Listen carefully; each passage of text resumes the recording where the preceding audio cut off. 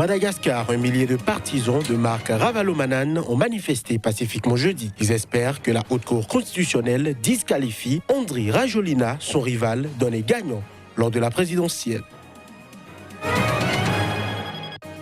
La grève des médecins perdure au Zimbabwe depuis plus de mois. Le président Emmerson Mnangagwa a écourté ses vacances pour tenter de résoudre cette fronde qui secoue le secteur hospitalier.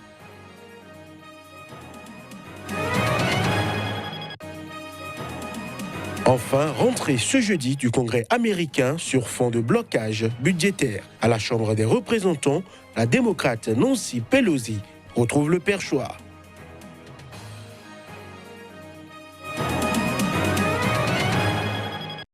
Et voilà qui ouvre donc cette nouvelle session de l'information sur Sika. Un millier de partisans de l'ex-chef de l'État malgache Marc Ravalomanane, candidat à la présidentielle de décembre, ont manifesté pacifiquement jeudi à Antananarivo. Objectif, que la Haute Cour constitutionnelle disqualifie son rival, donné gagnant Andry Rajoelina, lors de la proclamation des résultats définitifs prévus pour le 8 janvier prochain. Les images. Selon les chiffres de la Commission électorale nationale indépendante CENI, publiés le 27 décembre, l'ancien président Andry Rajoelina a remporté le second tour de la présidentielle organisée le 19 décembre avec 55,66% des suffrages contre 44,34% pour Marc Ravalomanane. Ce dernier a déposé des recours devant la Haute Cour constitutionnelle pour contester les résultats. Ses partisans demandent la disqualification d'Andry Rajoelina pour fraude et corruption de la CENI. La plus haute instance juridique du pays a annoncé jeudi qu'elle rendrait son verdict le 8 janvier. Pour faire pression sur la Haute Cour constitutionnelle, un millier de pro-Ravalomanane sont de nouveau descendus dans la rue jeudi dans la capitale pour la troisième fois depuis samedi. Malgré l'absence d'autorisation émanant du préfet de la ville d'Antananarivo, les forces de l'ordre ont laissé les manifestants occuper la place centrale du 13 mai sur le parvis de l'hôtel de ville. La grève continue. On restera ici jusqu'au bout pour faire la grève. On est ici pour faire éclater la vérité, pas seulement pour soutenir Marc Ravalomanane, mais pour faire régner la vérité dans le pays, pour savoir quels sont les mensonges inventés pour détruire notre pays. Les pro-Ravalomanane ont prévu de manifester jusqu'aux délibérations de la Haute Cour constitutionnelle. Madagascar, grande île de l'océan Indien, connaît régulièrement des périodes d'instabilité politique depuis son indépendance de la France en 1960. Le secrétaire général de la conférence épiscopale nationale du Congo, SENCO, l'abbé Donatien Njolé, a déclaré ce jeudi que les données issues des bureaux de vote mises à la disposition de la SENCO indiquent clairement qu'un candidat a été choisi comme président de la République démocratique du Congo.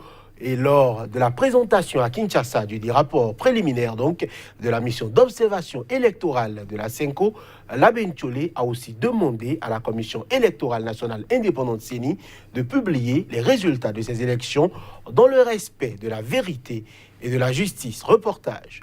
À 3 jours de la date officielle de proclamation des résultats provisoires, la commission électorale en RDC dit avoir compilé à peine 20% des résultats, tandis que la SENCO met la CENI au pied du mur en affirmant connaître le nom du vainqueur de la présidentielle. En vue de respecter la volonté du peuple et de dissiper toute suspicion, la SENCO propose le schéma suivant pour l'intégrité des résultats qui devront être publiés.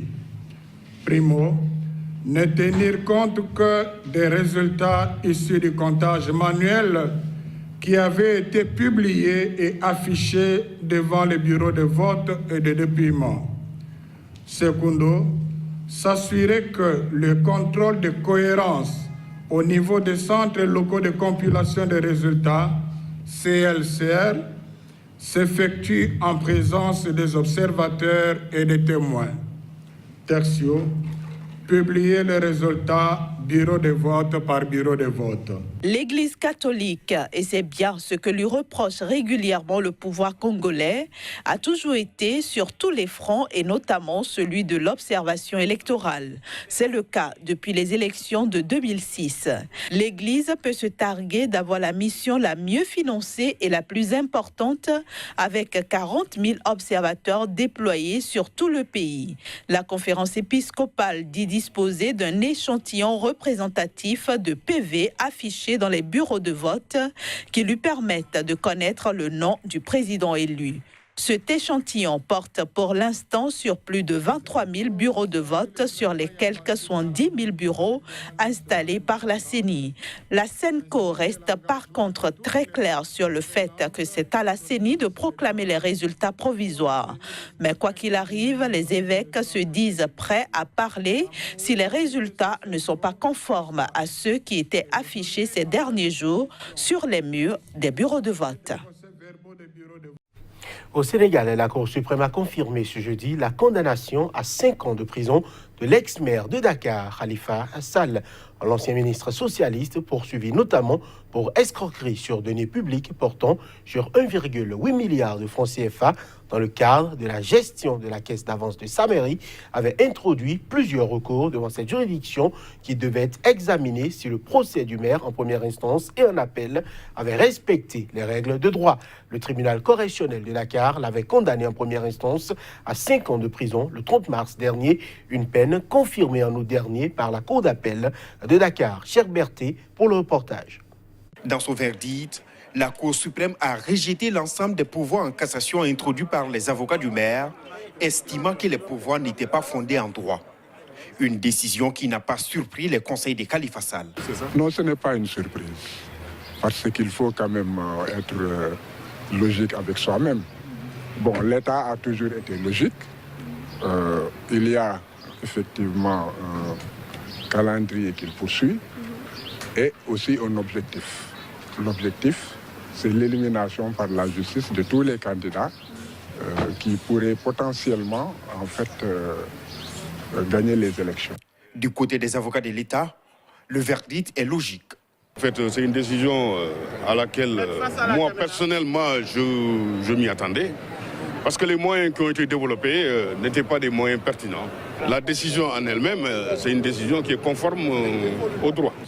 Ce verdict va rendre les choses encore plus difficiles pour Khalifa Sall, déjà candidat à cette échéance présidentielle. Ses avocats ont annoncé qu'ils utiliseront encore un dernier recours qui s'appelle le Ramadan. On parle encore des femmes, cette fois-ci pour les élections générales au Nigeria. Et c'est la première dame, Aïcha Buhari, qui a inauguré son équipe de campagne, une plateforme parallèle à l'équipe officielle de campagne du président sortant, Muhammadu Buhari, qui brigue donc un second mandat. Reportage. Pour la première fois au Nigeria, une première dame s'implique dans une campagne présidentielle. Aïcha Buhari, puisque c'est d'elle qu'il s'agit, a inauguré ce jeudi à Abuja son équipe de campagne dans le cadre des élections générales prévues dans 6 semaines. Cette plateforme parallèle à l'équipe officielle de campagne du président sortant Muhammadu Buhari, qui brigue un second mandat, rassemble près de 500 personnes. Elle vise à mobiliser l'électorat des jeunes et des femmes. Et pour mener cette campagne, Aïcha Buhari compte sur Dolapo Osinbajo, l'épouse du vice-président, et sur de nombreux sénateurs et d'anciens gouverneurs. Cet engagement d'Aïcha Buhari est plutôt une surprise. Dans une interview accordée en 2016 à la BBC, la première dame avait ouvertement critiqué l'entourage du président, qu'elle qualifie de cabale. Aïcha Buhari avait surtout dit qu'elle ne soutiendrait pas son mari pour un mandat supplémentaire. Mais dans l'opposition, on dénonce un mélange de genres. Un groupe de soutien du candidat Atiku Abubakar voit dans la création de cette structure parallèle une manière de distribuer ouvertement des pots de vin et de ternir l'image de la première dame. Le président zimbabwéen Emmerson Mnangagwa a écourté ses vacances pour tenter de résoudre une grève des médecins dans le secteur hospitalier. L'annonce a été faite mercredi par un porte-parole du gouvernement. Le mouvement perdure depuis 1 mois dans le pays. Il se compte par centaines de jeunes médecins dans les hôpitaux publics zimbabwéens à avoir entamé en novembre une grève pour obtenir le versement de leur salaire en dollars américains, une augmentation de leur prime de permanence et une amélioration dans l'approvisionnement en médicaments. Mais jusque-là, les négociations n'ont toujours pas abouti. Le gouvernement affirmant notamment être dans l'incapacité de payer les médecins en billets verts. Face à la pression sans cesse forte, le président a dû interrompre ses vacances annuelles afin de jouer le rôle de superviseur dans les négociations, a déclaré un haut responsable du ministère de l'Information. Quant aux médecins grévistes, ils sont déterminés à poursuivre le mouvement. Nous voulions que les médicaments et que divers articles soient présents dans les hôpitaux. Nous voulions aussi avoir une bonne rémunération en termes de salaire et avoir des véhicules, des moyens de transport pour aller à l'hôpital. En général, nos réclamations sont sur les salaires. Si on les compare à ceux d'autres pays, c'est moins de $100 américains.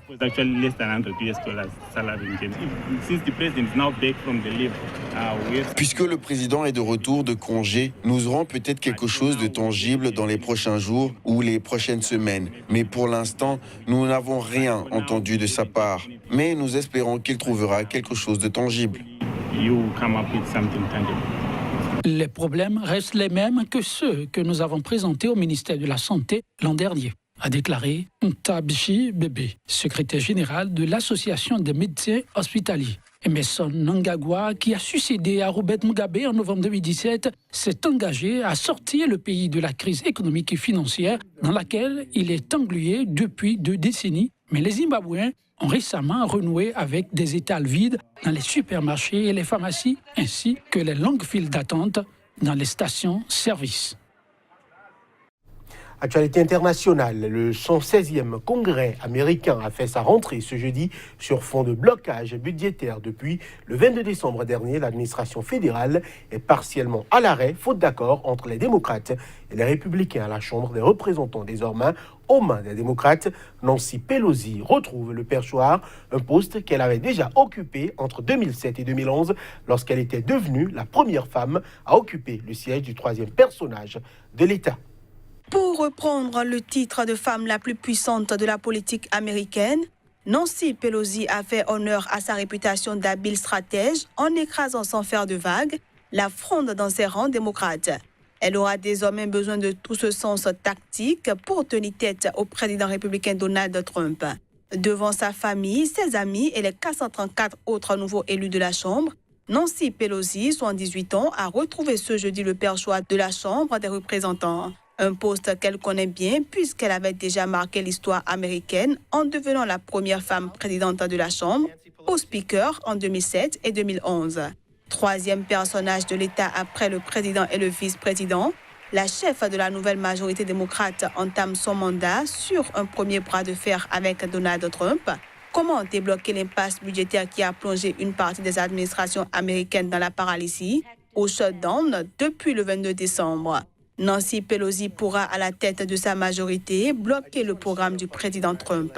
Avec comme bataille immédiate leur opposition sur le mur à la frontière mexicaine censée endiguer l'immigration clandestine. Plus important, la probabilité d'une procédure de destitution contre Donald Trump augmente grandement, alors que les démocrates pourront ouvrir des enquêtes parlementaires sur les soupçons de collusion entre l'équipe de campagne du milliardaire et la Russie lors de la campagne présidentielle de 2016. Et c'est sur ces images que nous mettons un terme à cette édition, que nous vous remercions d'avoir suivi. Merci de nous rester fidèles. À très bientôt pour notre point de vue sur Sika.